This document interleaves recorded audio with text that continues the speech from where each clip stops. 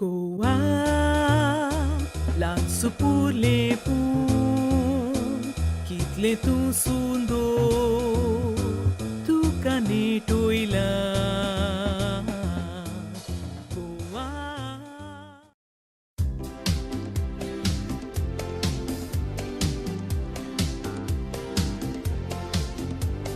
Jambo, jambo bwana, habari gani?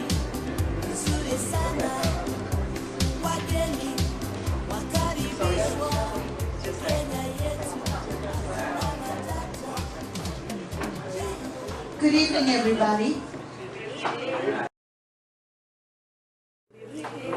And welcome to the Goan Cultural Group, our small little club up here. Well, it's a great privilege today to introduce to you Maria Lynch, who's the author of the book Beneath the African Sun. Maria, now, please come up, Maria.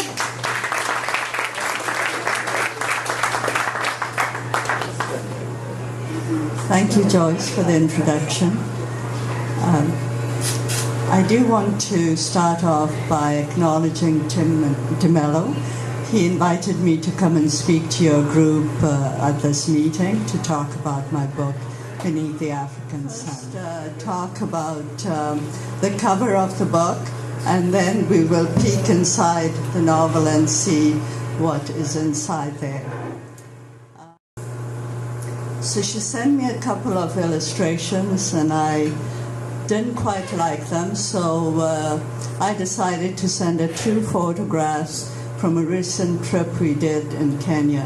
One was the Gong Hills, which was taken from Karen Blixen's property. It is the sleeping warrior. And the Maasai have a legend around it. I smiled to myself and I thought, they've got their country back. The title of the book is done in cross-stitch. The chapters, the numbered chapters are all done in cross-stitch. Then she did a simple stitch around here, all around the edging. I was so impressed at the thoughtfulness of this book designer who put in the tailoring aspect on my book. This has such lovely memories and it's a treasure to me. So that was the story of the book design, and now let's go into what's inside here. Okay, this excerpt is from chapter 10. The title is New Adjustment in Nairobi. I now have a wife to share my life in Nairobi. On Sunday, on our way to church, I took Trinia to my shop. We stopped on the street. I proudly pointed out my sign, S. Mendes Limited Tailoring Establishment. Then I took her hand and we walked across the street. I unlocked the door, stepped back, and held her hands as we entered the shop together. I could feel her pulse racing when we stepped inside. She let go of my hand and slowly walked through the shop. She smiled at me and stopped near the desk. You own this? I own everything inside. I pay the rent for the shop. What do you think? It's nothing like I imagined. I don't remember seeing anything like this where we lived in Goa. Maybe there are shops like this in Panjim. You know, I always wanted to visit Panjim. Yes, probably in Panjim. But in Margaon, there are shops like this. Remember, I trained in Margaon. Maybe when we go next to Goa, we can take a trip to Panjim. Yes, she said. Next time we go back. I'm not sure Panjim compares to Nairobi. You'll see. This is a big city, bigger than Panjim. The British do things differently from the Portuguese. You'll see. Trinia cuddled up to me. I locked the shop and we walked. It's getting late. Let's go to bed. We can talk some more tomorrow about this and the days after. I have my own opinions which I will share with you as the days go by. As she stood up, a question occurred to her. "Do you have any European customers?" At first I didn't, but yes, now I do. They add to the success of the shop each year. When it comes to serving their needs, they will come to our shops. My European customers appear to be kind and accepting, but I'm never sure. I don't ask many questions. It is business. Come, let's go to bed. It's getting late, and I have a busy day tomorrow," said. My first day back after our lovely time in Goa. Thank you.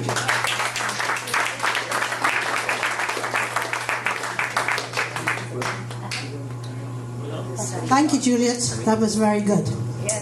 Okay, we're going to start up with the questions.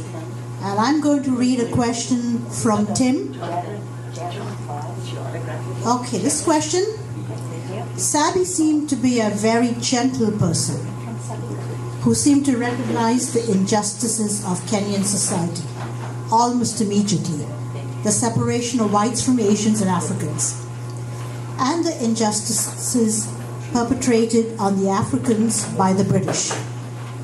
He was also very gentle in his own personal relationships with his friends, his wife, and his children. Like he was almost perfect and flawless. He didn't seem to have any vices. He shunned gambling, and he drank very moderately, and only smoked a pipe at night. Why did you choose to portray him this way?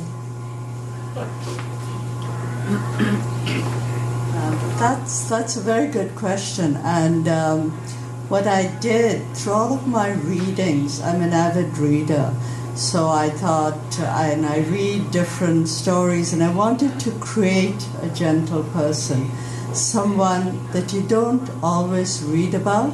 So he was the protagonist getting it from the antagonist.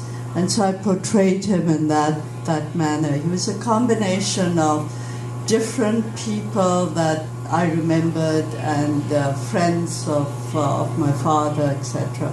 So I purposely did that, just wanted to. This question is from Rose D'Souza. Maria, your book Beneath the African Sun reads more like memories than fiction. I noticed you dedicated this book to your father, Mr. C.P. Johannes. Was he the founder and head of the Nairobi Tailor Society? And did you base the main character Sabi on him?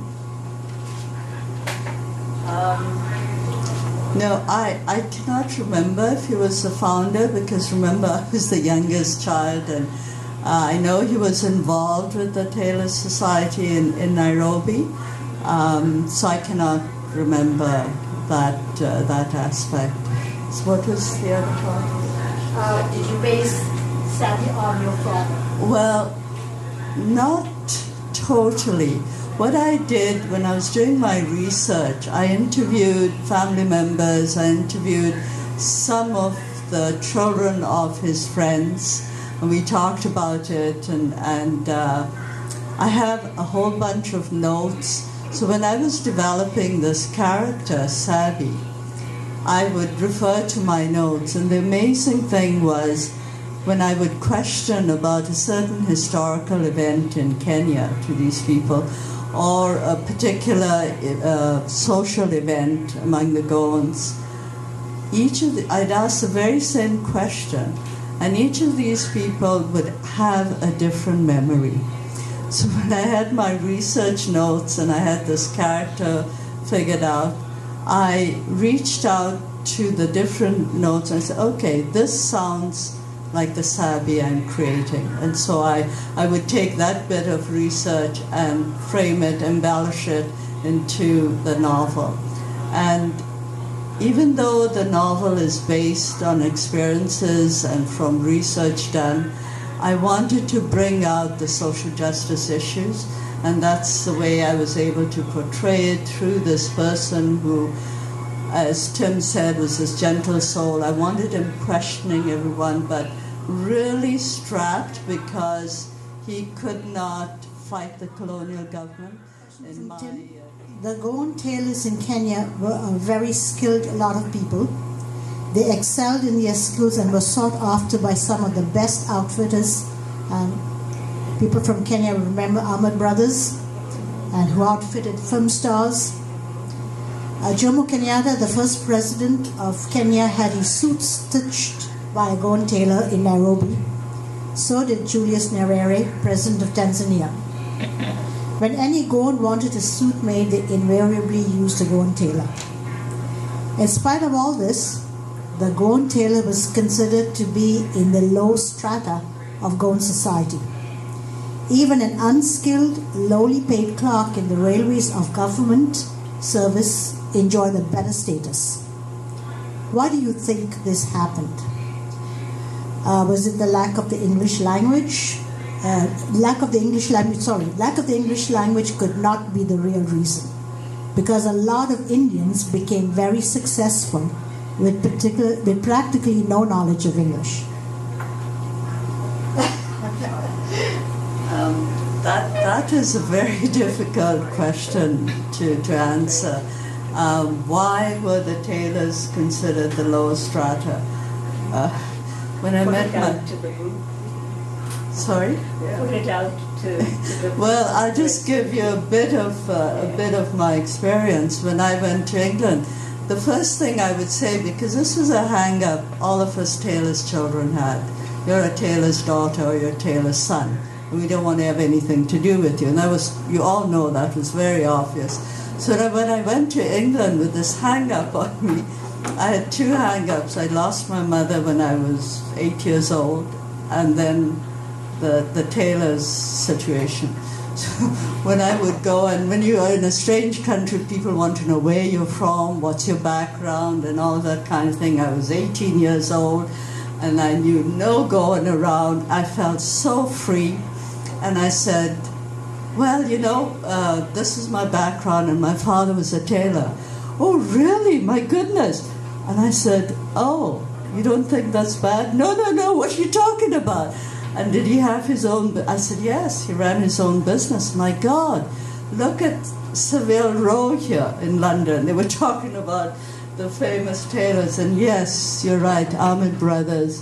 They were more aggressive. They were the competitors that my dad always considered. So I have no idea why the Goans considered someone like my father, who was an entrepreneur and loved the work he did. I mean, he just couldn't imagine doing anything else. But the fact... talk about or discuss. 2 years ago, when you were in Goa, no, you were in Kenya. But I'm saying, now, is it the same? The caste system or the tailor system. Do they still have that? Like your daughter, can't marry because father's a tailor. Is that still going on?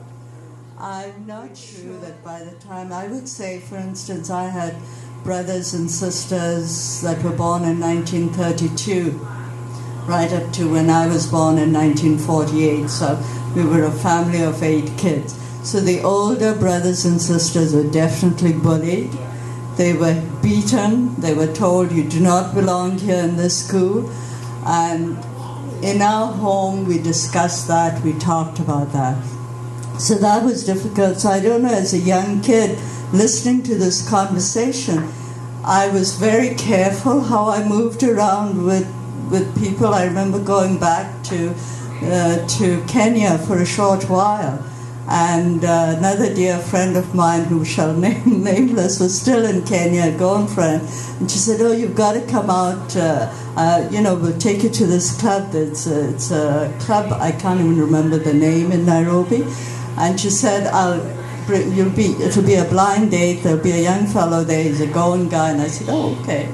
So we went to the club, and, there were no sparks flying between me and him, so that was fine. It was a lovely night, and, she arranged this night for us on my way back on my return from London.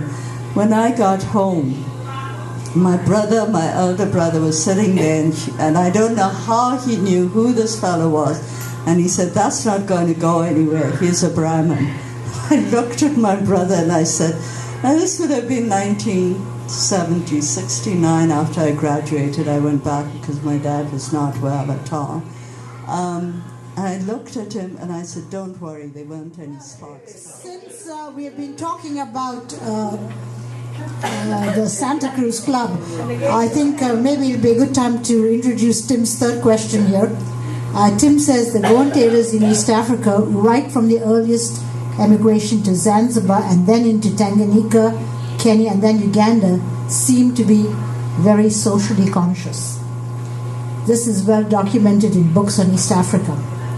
I know from the Kenya experience that they looked after the poorer sections of our community and were very active in the St. Vincent de Paul Society. In 1959, they even built a hostel in Mombasa for Goans, and I'm sure many of us have used that when we were visiting Mombasa. Tim says, I stayed there once and the rooms were very clean and very affordable.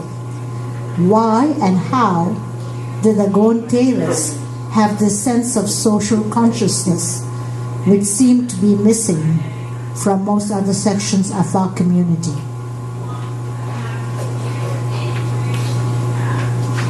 I can recall my dad actually, because he used to hire a lot of the Goan tailors that would come, or even if they didn't have tailoring skills, he would help them and give them the basic jobs to do to help him when he was busy. And so one of the things I remember so well growing up was there was one particular tailor who could not be relied upon, even though, and he lived down the street, and there was a rooming house at the corner of our street, and he lived in that rooming house, and there were about 5 kids, little kids. And I remember he would say, oh, he cannot come to work, and obviously there was a mental issue there, but we never talked about that. So I remember every Sunday he would ask us to, and each of us children had turns to take a dish or a couple of dishes of food to them, because he knew that the fellow had no source of income. So that I know we did regularly. I don't know where it came from, but yes, they're very active in the St. Vincent de Paul Society. Giving or sharing, is it when you're so low down in your community, you just say, okay, let us help those who are worse off than we are? That could be one of the issues. But I remember lots of good works that Dad did while especially when his business was very successful. There were times when they weren't. And in fact, as a family, we used to critique him so much because he would always say, he would never fight back, and he would say, well, their day will come. And I think in this day and age in Canada, we say what goes around comes around. My dad making suits for little boys from remnants of a suit length that was left, and he said, oh, go and take this to that family, they would love this suit. It was a little boy's birthday, so he would just and I don't know where it came from, and we just thought it was part of life, and we just did that.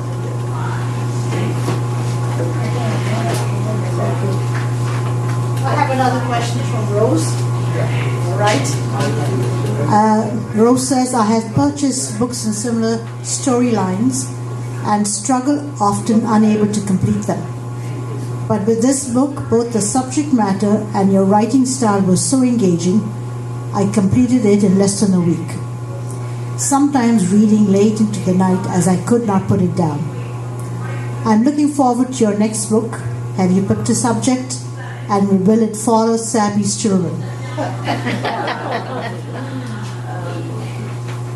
I really thank Rose for that comment, and it's a familiar comment I get from my friends who are not Goans, who immediately bought the book, and that was the first thing they said to me. They couldn't put it down, so I said, yeah, I achieved my objective. Yes, I am doing a sequel to this book. It's only going to be a sequel.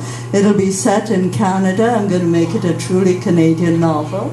I'm already working on the outline. I'm approached a few people on it, so it's coming. Yes. Wonderful.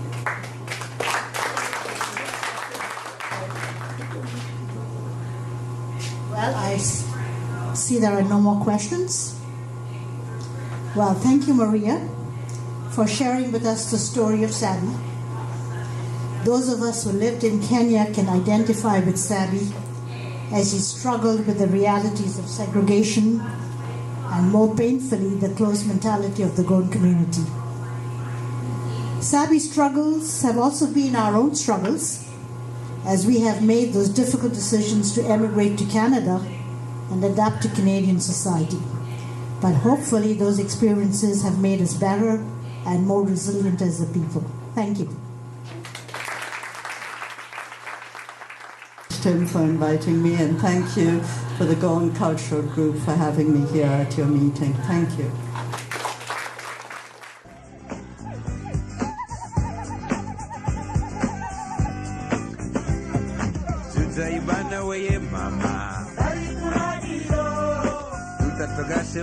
Mama,